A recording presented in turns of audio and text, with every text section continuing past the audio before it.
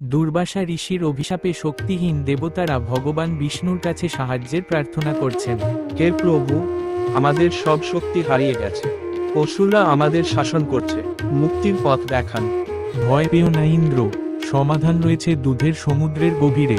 সমুদ্র মন্থনের মাধ্যমে অমৃত আনতে হবে, কিন্তু এর জন্য তোমাদের অসুরদের সাহায্য প্রয়োজন। অসুররা কখনো আমাদের সাহায্য করবে না। সেটা আমার উপর ছেড়ে দাও। পরাক্রমশালী অসুরদের কাছে বিষ্ণু এমন একটি প্রস্তাব দেন যা তারা অগ্রাহ্য করতে পারে না। হে মহাবলী অসুরগণ, কেন শুধু পৃথিবীতে শাসন করছো? অমৃত পেলে তোমরা সকল লোক জয় করতে পারবে।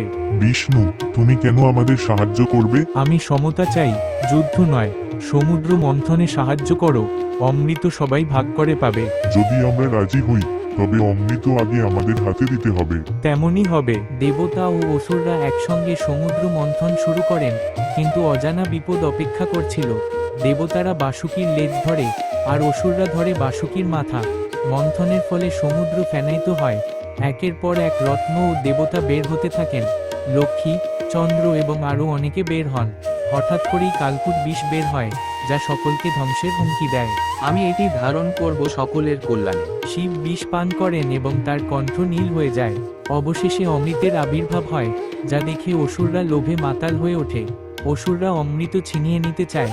বিষ্ণু মোহিনী রূপ ধারণ করে সকলকে বিমোহিত করেন। হে মহৎ প্রাণীগণ, আমাকে অমৃত সঠিকভাবে ভাগ করতে দিন। হ্যাঁ দেবী, আপনি যেমন ঠিক মনে করেন তেমন ভাগ করুন। অসুরদের চোখে ধোঁকা দিয়ে মোহিনী দেবতাদের মধ্যে অমৃত বিতরণ করেন। দেবতারা অমৃত পান করে তাদের শক্তি ফিরে পায়। অসুররা প্রতারণা বুঝতে পেরে ক্ষুব্ধ হয়ে ওঠে। বিষ্ণু তার আসল রূপে ফিরে আসেন। তুমি আমাদের ধোঁকা দিয়েছ বিষ্ণু, এটা প্রতারণা। এটা ন্যায়।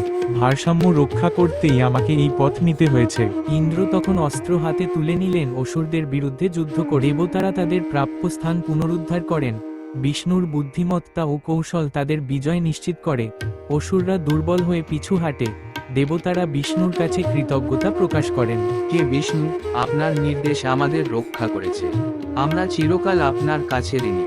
মনে রেখো, শক্তি নয়, বুদ্ধিই প্রকৃত বিজয় আনে। কাহিনীর শেষে দর্শকদের জন্য শিক্ষা: লোভ ও অহংকার সর্বদা পতনের কারণ হয়, আর বুদ্ধি ও ভারসাম্যই প্রকৃত বিজয় এনে দেয়।